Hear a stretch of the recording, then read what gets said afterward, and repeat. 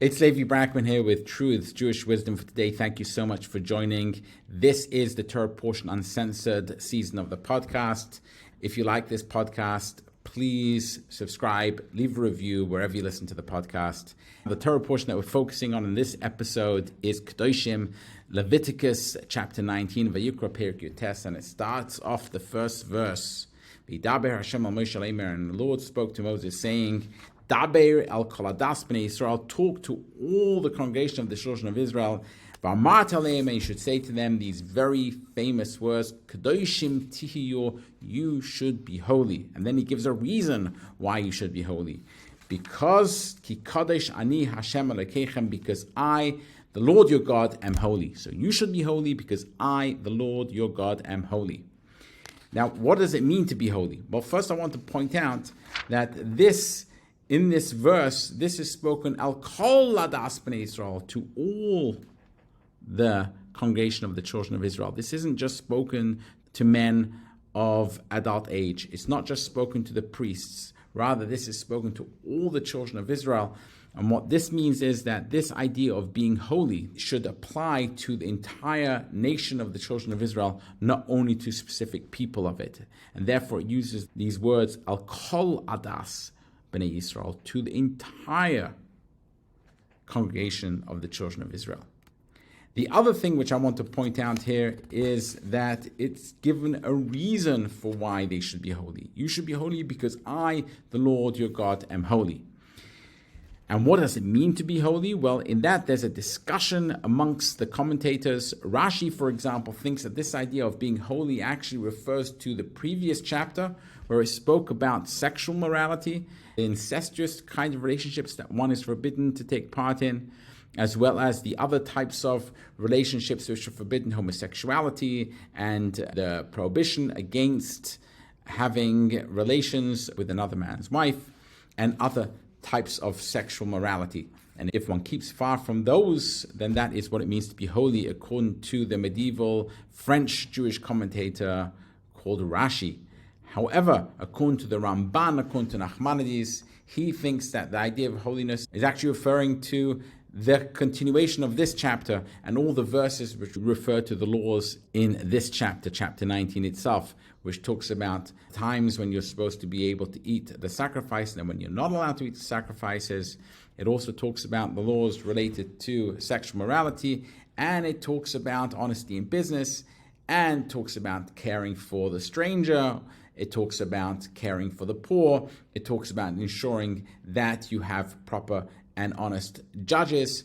These are all things that if you take these into consideration, then that is what it means to be holy. But Nachmanides goes actually a step further, and he says that you could be something which is called a naval b'rshus haTorah, a naval b'rshus haTorah, which means a disgusting person with the permission of the Torah, because there are certain things which it says that you can do, and if you do it to access, that could be in a sense something which is disgusting. You're allowed to drink wine, but if you drink a lot of alcohol, that could be something which is not holy. You're allowed to have sexual relations with your spouse, but if you do it too much, that also could be, according to Nachmanides, considered something which is not positive. And therefore, according to Nachmanides, holiness is about self-restraint. It's about the ability to control one's urges and actually become a person who is in total control of one's emotions and behaviors, to the degree that one is doing everything in moderation. Even the things which are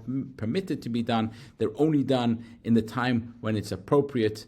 So drinking wine should be done in an appropriate time, on Friday night, on Shabbat when you're making Kiddush, and sex should also be done only with the appropriate person and an appropriate time, according to the commandments that one is given, and not to excess. That is Nachmanides' view of what it means to be holy.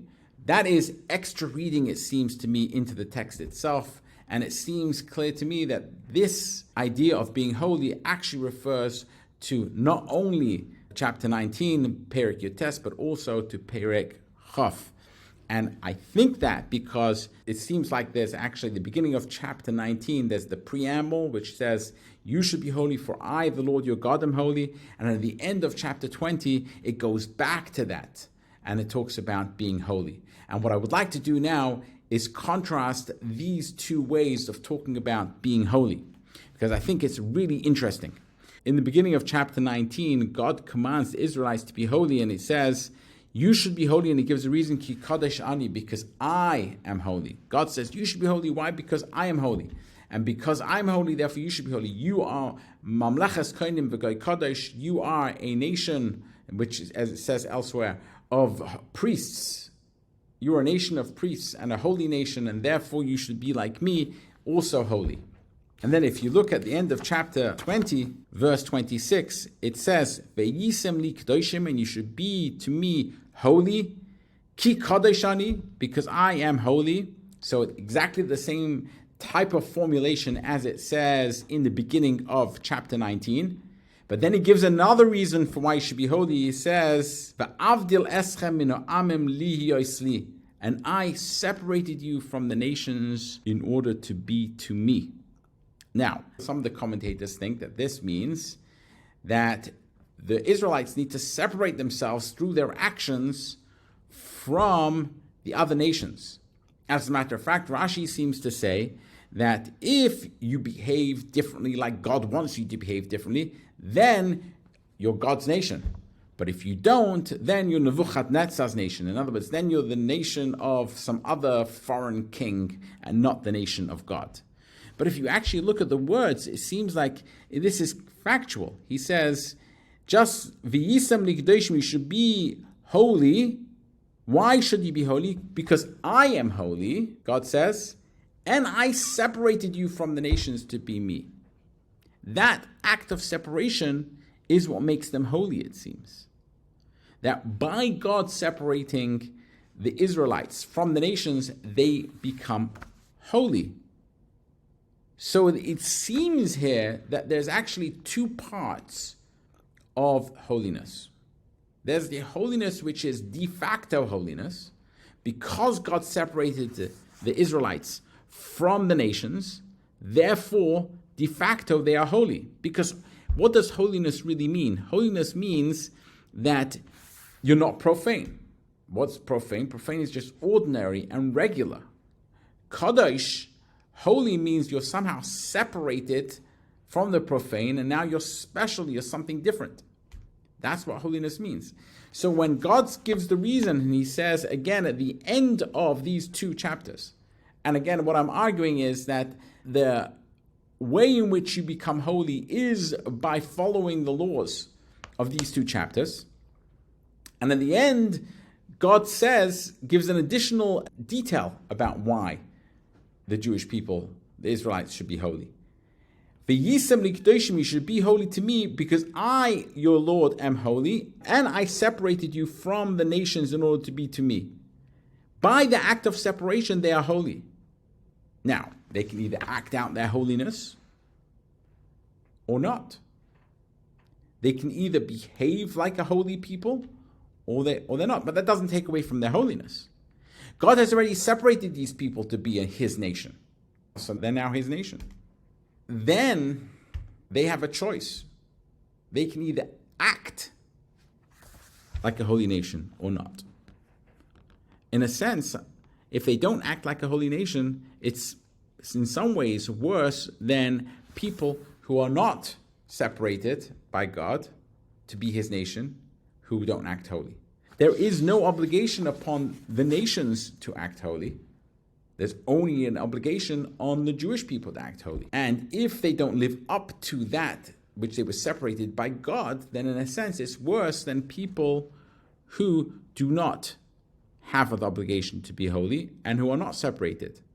So the Israelites have this special obligation to live up to this fact that they've been separated by God to be his people, and therefore they should be holy. Therefore they should act in a way of holiness. And what's really, to me, interesting is that, yes, you have all the laws related to sexual morality, and it seems to me that Rashi seems to focus on that as needed to happen in order to be holy. But it seems by the fact that the text puts together the beginning of chapter 19 talks about God commanding that the Israelites need to be holy, And then at the end, he finishes it up. After having all these laws in between, he talks about, again, the Israelites needing to be holy.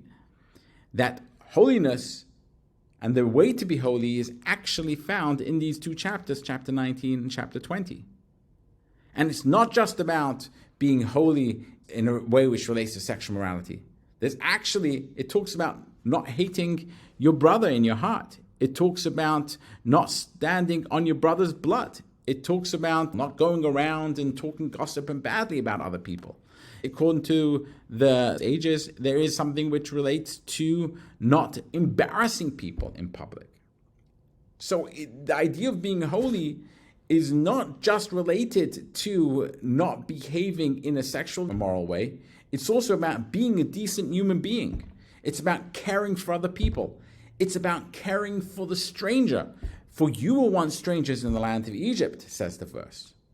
So whereas a lot of people think that holiness and being holy means somehow being an aesthetic, making sure that one prays a lot and that one is dedicated to God in one's mind and one's thought. Some people like Rashi think that it's related to sexual morality. But if you buy into the idea that holiness relates to the laws found in chapter 19 and 20, then holiness relates to the whole person.